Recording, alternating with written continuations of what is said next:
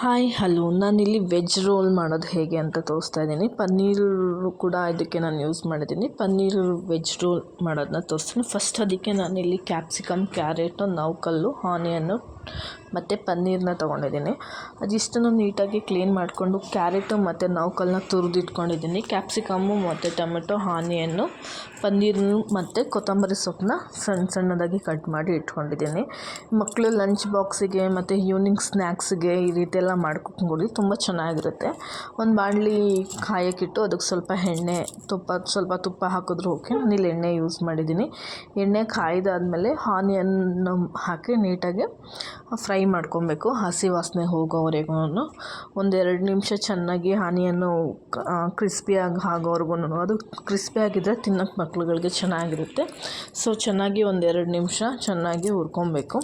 Next ಇದಕ್ಕೆ capsicum ಹಾಕ್ಕೊಬೇಕು. ಇಲ್ಲಿ ಯಾವುದೇ ಥರ ನಾನು ಚಿಲ್ಲಿನ ಯೂಸ್ ಮಾಡಿಲ್ಲ, ಯಾಕಂದರೆ ಮಕ್ಕಳು ಕೊಡೋದ್ರಿಂದ ಅವ್ರ ಬಾಯಿಗೆ ಏನಾದರೂ ಚಿಲ್ಲಿ ಸಿಕ್ಕಿದ್ರೆ ತಿನ್ನಲ್ಲ. ಅದಕ್ಕೋಸ್ಕರ ನಾನು ಚಿಲ್ಲಿ ಯೂಸ್ ಮಾಡಿಲ್ಲ, ಗ್ರೀನ್ ಚಿಲ್ಲಿ.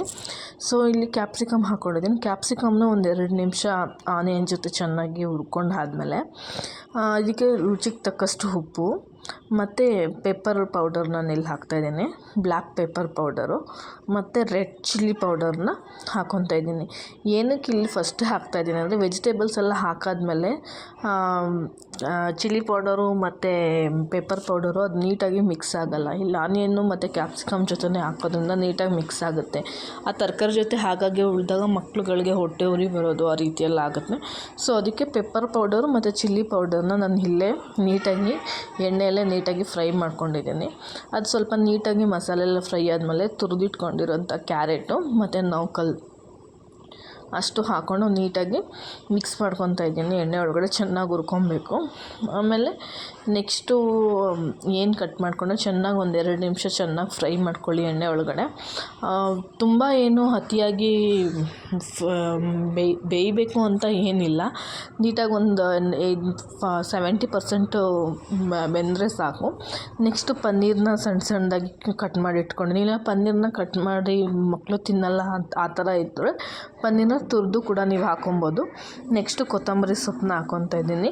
ಟೊಮೆಟೊನ ಲಾಸ್ಟಲ್ಲಿ ಹಾಕ್ಕೊತೀನಿ. ಕೊತ್ತಂಬರಿ ಸೊಪ್ಪು, ಪನ್ನೀರು ಎಲ್ಲ ನೀಟಾಗಿ ವೆಜಿಟೇಬಲ್ಸ್ ಜೊತೆ ಮಿಕ್ಸ್ ಆದಮೇಲೆ ಟೊಮೊಟೊ ಹಾಕಿ ನೀಟಾಗಿ ಮಿಕ್ಸ್ ಮಾಡಿ ಚೆನ್ನಾಗಿ ಒಂದು 2 ನಿಮಿಷ ಎಣ್ಣೆಯಲ್ಲಿ ಫ್ರೈ ಮಾಡಿಕೊಂಡ್ರೆ ವೆಜ್ ಸ್ಟಫಿಂಗ್ ರೆಡಿ ಆಗುತ್ತೆ. ನೋಡಿ ಈ ರೀತಿ ರೆಡಿ ಆಯಿತು. ಏನಂತ ಫುಲ್ಲು ಚೆನ್ನಾಗಿ ಬೇಯಿಸಬೇಕು ಅನ್ನೋದಿಲ್ಲ, ತುರಿದು ಇರ್ತೀವಲ್ವ, ಒಂದು ಹಾಫ್ ಬಾಯ್ಲ್ ಥರ ಆದ್ರೂ ತುಂಬ ಚೆನ್ನಾಗಿರುತ್ತೆ. ಇವಾಗ ಇದಕ್ಕೆ ಚೆನ್ನಾಗಿ ಮಿಕ್ಸ್ ಆದಮೇಲೆ ಚಪಾತಿ ಮಾಡ್ಕೊಂಡಿದ್ದೀನಿ. ಚಪಾತಿಗೆ ಟೊಮೊಟೊ ಕೆಚಪ್ಪು ಮತ್ತು ಮಯೋನೀಸ್ ಹಾಕಿದ್ರೆ ಯೂಸ್ ಮಾಡಿ. ಆಮೇಲೆ ಟೊಮೊಟೊ ಕೆಚಪ್ನ ಹಾಕಿ ಸ್ಪ್ರೆಡ್ ಮಾಡಿ ನಾನು ಮಾಡ್ಕೊಂಡಿರೋಂಥ ವೆಜ್ ಸ್ಟಫಿಂಗ್ ಏನಿದೆಯೋ ಅದನ್ನ ಮಧ್ಯೆ ಹಾಕಿ ಚೀಸ್ ಬೇಕಾದರೆ ನೀವು ಇದಕ್ಕೆ ಹಾಕೋಬೋದು. ಬೇಡದೇ ಇದ್ದವರು ಬೇಕಾದ್ರೆ ಸ್ಕಿಪ್ ಮಾಡ್ಬೋದು. ನಾನಿಲ್ಲಿ ಮನೇಲಿ ಚೀಸ್ ಇತ್ತು, ಅದಕ್ಕೋಸ್ಕರ ಚೀಸನ್ನ ಹಾಕ್ಕೊಂಡಿದ್ದೀನಿ. ಹಾಕ್ಕೊಂಡು ರೋಲ್ ಮಾಡಿದ್ರೆ ವೆಜ್ ರೋಲ್ ರೆಡಿ ಆಗುತ್ತೆ.